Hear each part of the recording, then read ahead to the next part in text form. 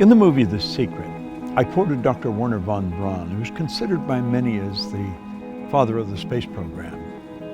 He said, the natural laws of this universe are so precise that we don't have any difficulty building a spaceship, sending people to the moon, and we can time the landing with the precision of a fraction of a second.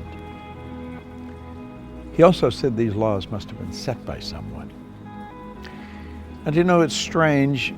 It's not that long ago when science and religion were really considered antagonistic.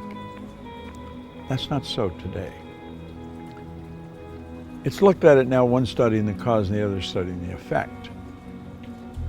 And von Braun said, after studying the spectacular mysteries of the cosmos for many years, he had arrived at the firm conviction that there is a God. I see the laws as God's modus operandi. It's how everything happens.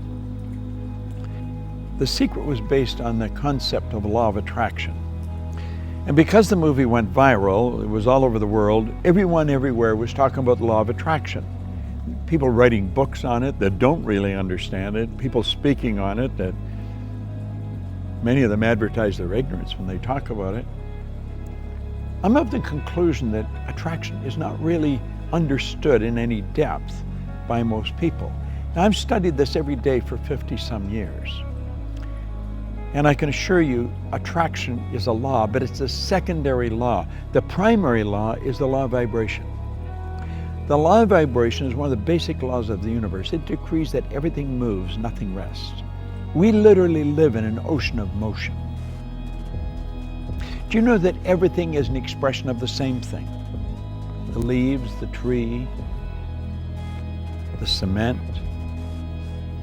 the body, the clothes. It's all energy at a different rate of vibration.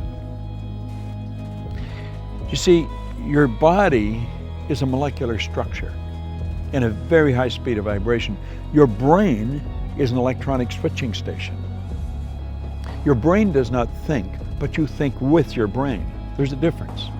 As you activate brain cells, you set up a vibration in your body.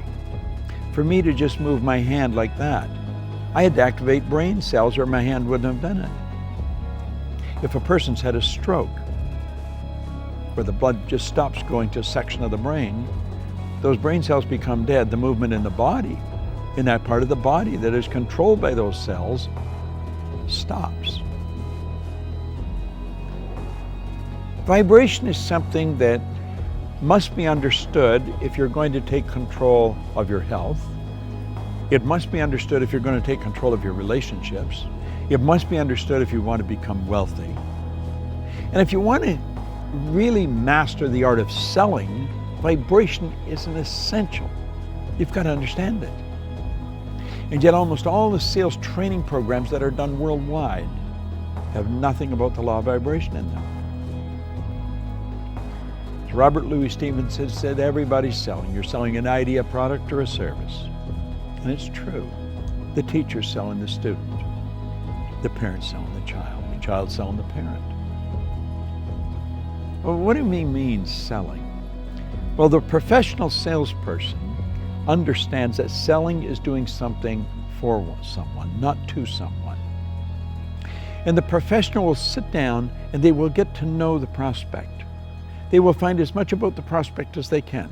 They'll have permission to ask the prospect questions. They'll gather a lot of information and they find out where the prospect wants to go, what they want to accomplish.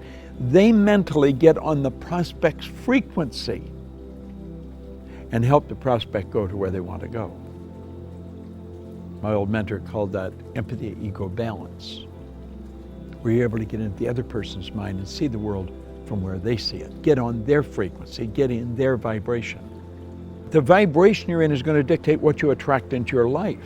And if you're troubled, you're worried, you're going to attract a lot of bad energy. That's why the great sufferer in the Bible said, "Lo, the thing I fear has come to visit upon me." Well, fear is a very negative vibration. It's a very negative emotion. It's caused by doubt and worry, and doubt and worry is really caused by ignorance. That's why Solomon said, in all you're getting, get understanding. What do we want to understand? I think we want to understand the laws that govern our being, the laws that govern our universe. And then we want to understand how to get in harmony with the law. Everything you want will come to you when you get in harmony with it. Vibration is essential to understand, but only one person, maybe 10, has any grasp of it at all. If you ask a person how they feel, what they're really telling you is their conscious awareness of the vibration they're in. If a person says, I just don't feel very well, that person's probably in a very negative vibration.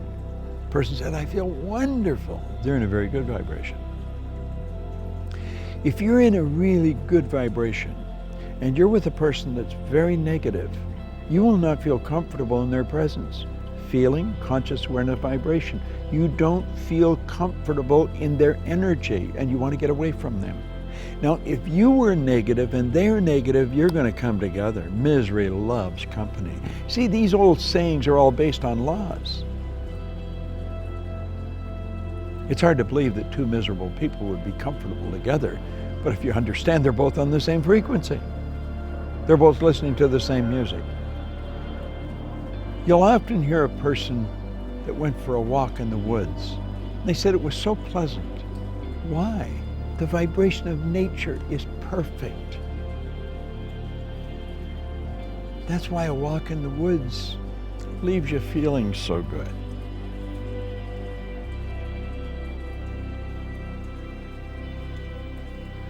What do you understand about the law of vibration?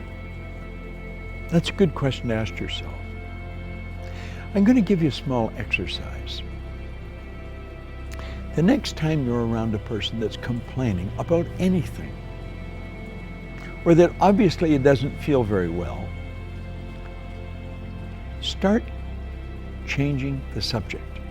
Start talking to them, about something good about them. Compliment them, but make it a sincere, merited compliment, not false praise. No flattery. Pick out something good that they do and slowly turn the subject around to that. Let them know how much you admire how well they do it. And you know something? Like that, their energy will change. You have caused them to change their vibration.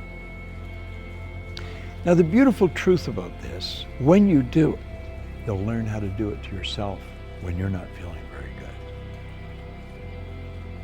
That's the beautiful truth. We are in control of how we feel. I was reading something by Viktor Frankl, the author of Man's Search for Meaning, a Viennese psychiatrist, spent the war years in a concentration camp. He said, in every situation, there is a space between the situation and how you respond to it. And in that space, you can decide how you're going to respond. Now, that space may only be a millisecond,